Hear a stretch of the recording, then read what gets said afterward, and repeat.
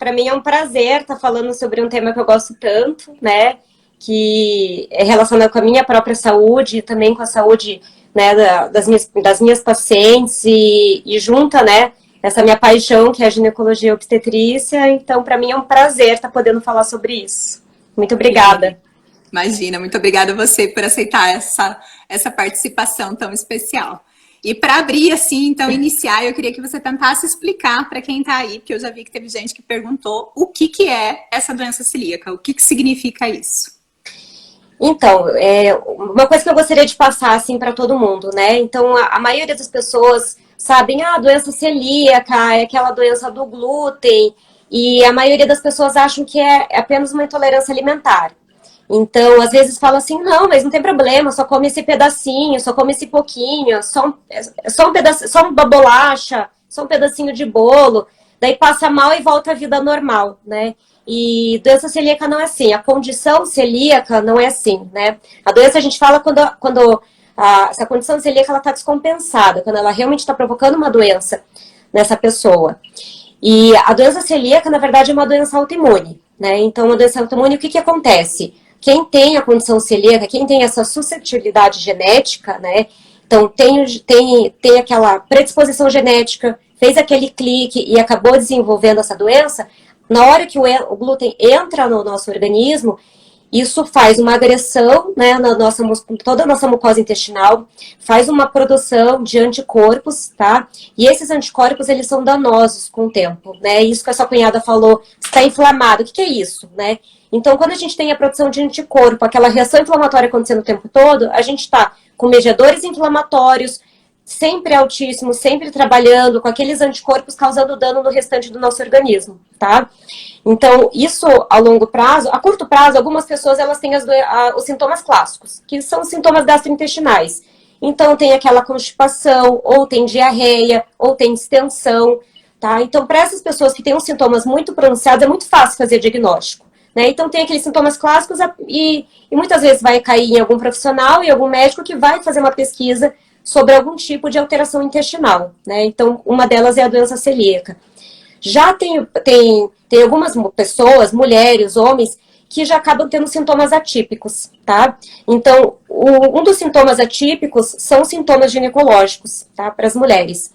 E a longo prazo, o que acontece com essas pessoas que quase não têm sintomas? Elas ficam anos sofrendo influência, tendo essa reação inflamatória, tá? Tendo essa produção dos anticorpos que estão fazendo aquela agressão tecidual contínua. Então, a longo prazo, isso pode levar a um câncer do intestino, um adenocarcinoma, um linfoma, tá? Então, por isso que é importante, gente, tá? Não é só um pedacinho, não é só passar mal ou não passar mal, tá? A longo prazo, isso é muito danoso para o organismo de quem tem doença celíaca, tá? Não é uma intolerância alimentar, né, que você, de repente, come e se sente mal. Então, isso já é uma mensagem que eu quero passar para todo mundo, que é muito importante a gente ter esse tipo de conhecimento, tá?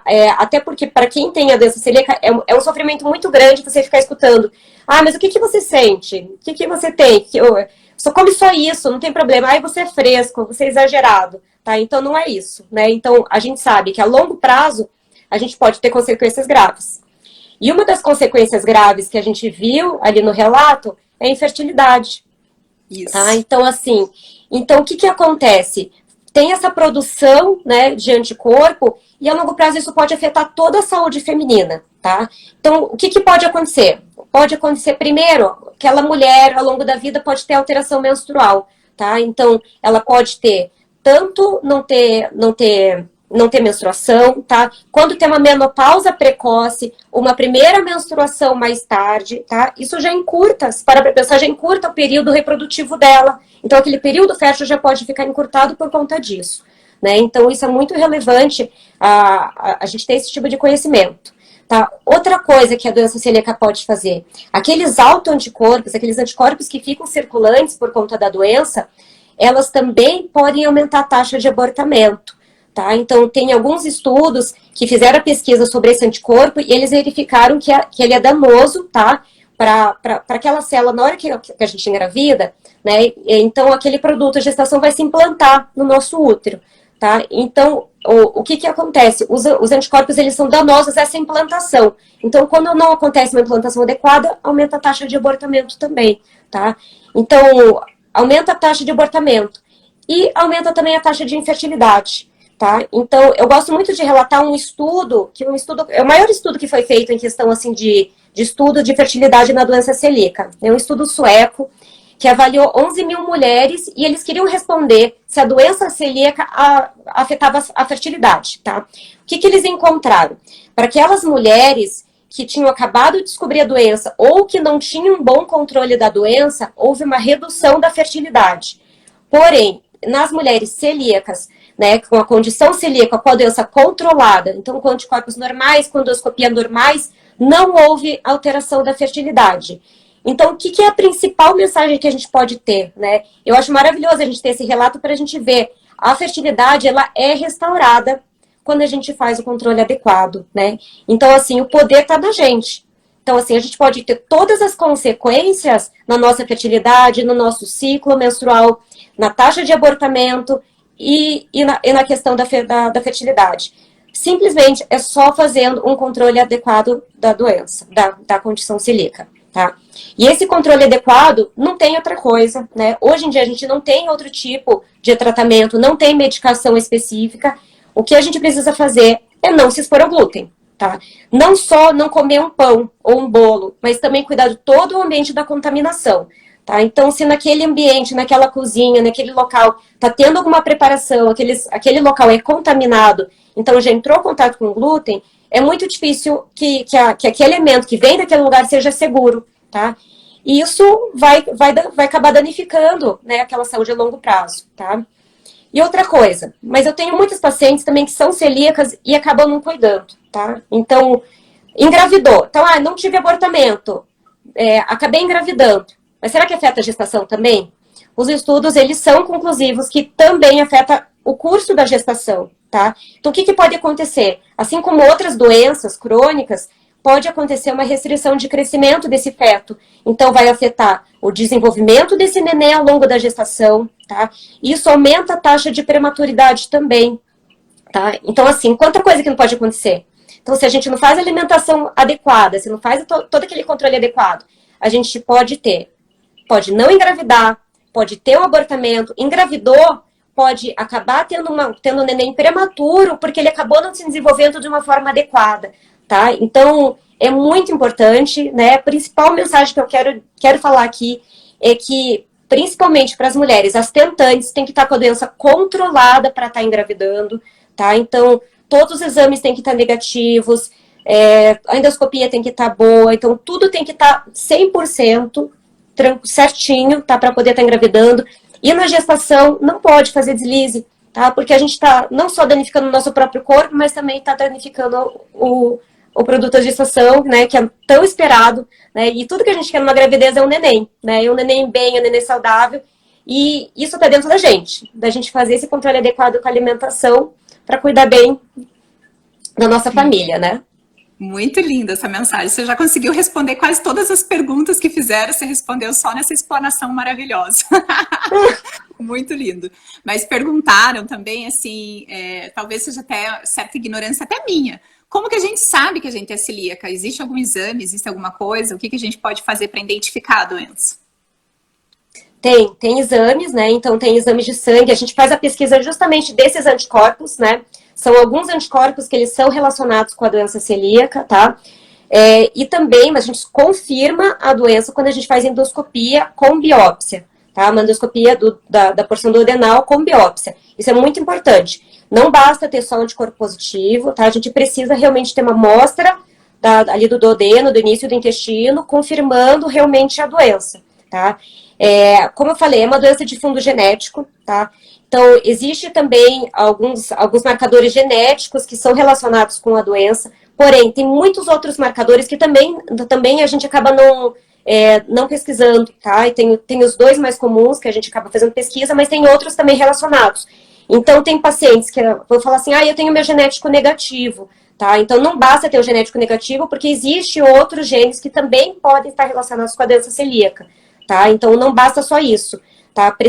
A gente faz um rastreio com os exames, com os anticorpos, tá? Para ver como é que está o controle da doença, e também com a endoscopia para ver como que está a lesão tecidual, então como que está a recuperação do nosso corpo com a doença também, tá?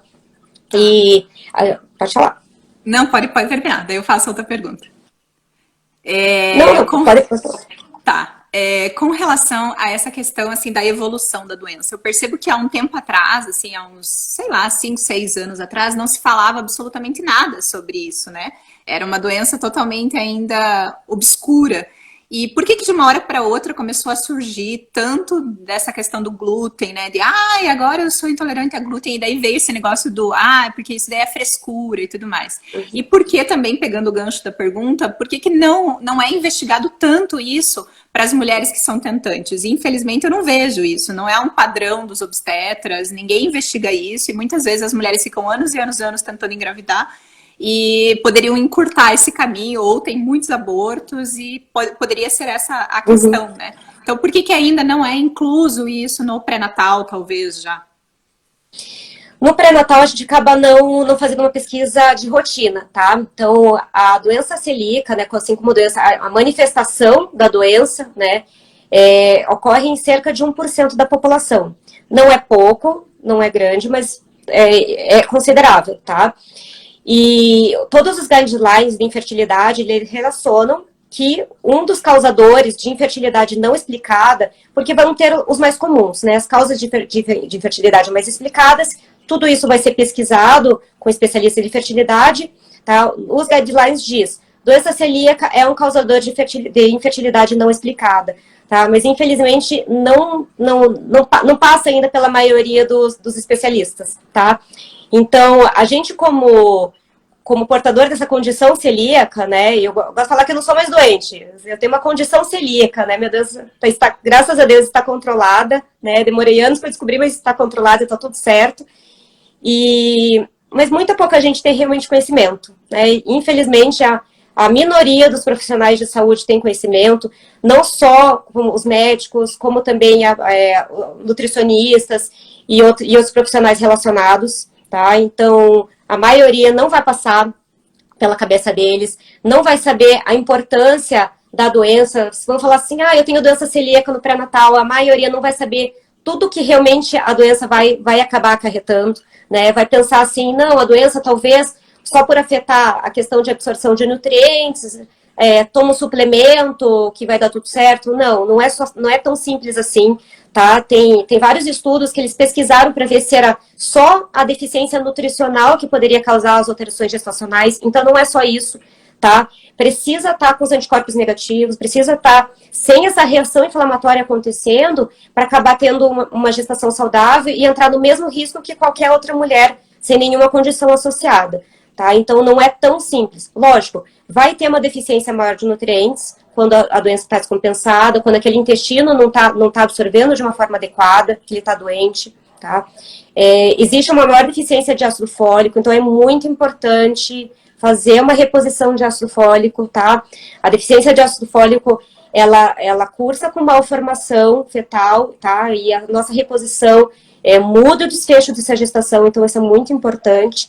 Tá? Mas não é só isso, tá? Tem que ter o controle exato da doença, tem que não ter toda essa reação inflamatória acontecendo no organismo para aquela gestação cursar de uma forma saudável, tá? Então não é simplesmente nutricional ou sintomático, como infelizmente, como a maioria dos profissionais imaginam, tá? Então é muito mais coisa envolvida em questão da doença, é uma doença crônica. Você pensar assim como diabetes, hipertensão, né? É muito mais comum, você trabalhando com gestante, você sabe muito bem, né? Então, assim, você conhece os gestantes diabéticos, hipertensos, e você já viu complicações acontecerem, né? Então, a doença celíaca não controlada, ela pode cursar com complicações também, né?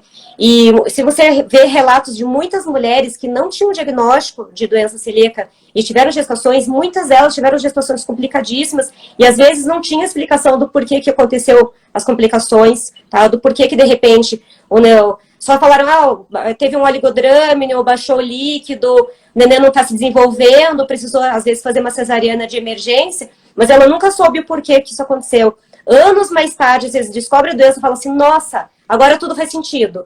né? Então, Foi o meu 5 caso. anos que a tua cunhada ficou tentando. 5 anos que a cunhada ficou O meu tentando nascimento engravidar. foi exatamente isso. A da minha mãe. Minha mãe tem também, teve câncer no intestino, teve parto, né, cesárea super complicado de emergência, tinha cistos, tinha, nossa, milhões de problemas na parte E intestinal. depois tudo faz sentido. Exato. Depois ela entendeu tudo, né? Agora, né? Faz uns 7 anos mais ou menos que ela também sabe que ela é celíaca.